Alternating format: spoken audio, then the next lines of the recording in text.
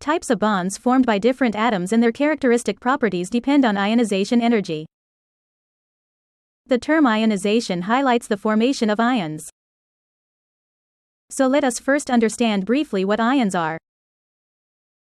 When a neutral atom loses or gains an electron, a positive or negative charged species is formed which is termed as ion. When an atom loses an electron, a positive charged ion is formed which is known as cation. When it gains an electron, a negative charged species is formed known as anion.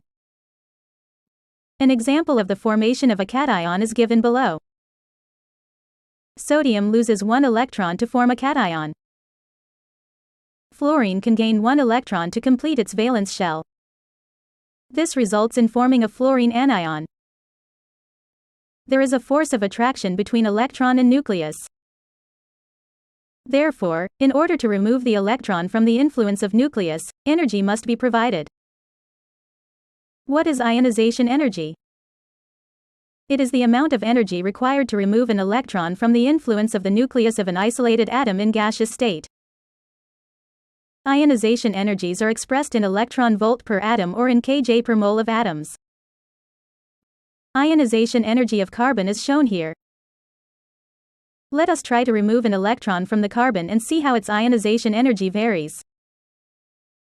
The removal of one electron from a neutral carbon atom takes 1086.2 kJ per mole.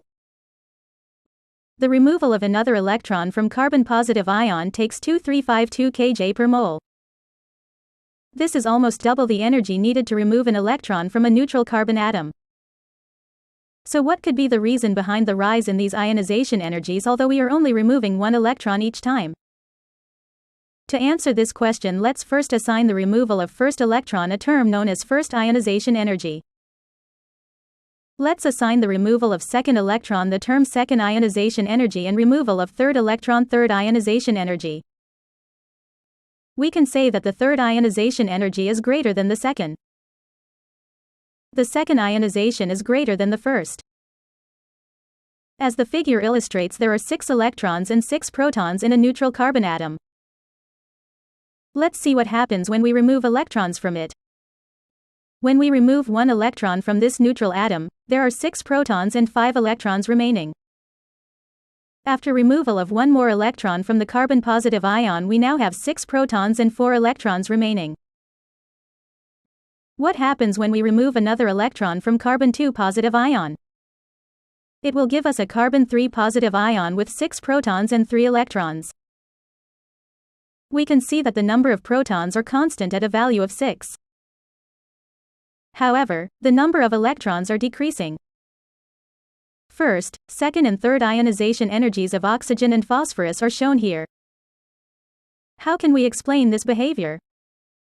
We know that a greater number of positively charged protons will attract a less number of negatively charged electrons more strongly. Hence, it would be much more difficult to remove an electron highly attracted to the nucleus. This means more energy will be required to do so. Another factor that causes the rise in successive ionization energies is that there exists forces of repulsion between electrons. After removal of an electron, this force of repulsion is reduced. As a result, due to less repulsion between electrons, they are more strongly attracted to the nucleus. Distance between valence electrons of carbon-positive ion is decreased. Therefore, the repulsion between electrons is also decreased. This means due to lack of repulsion, more energy will be required to remove an electron from a carbon-positive ion as compared to neutral carbon atom.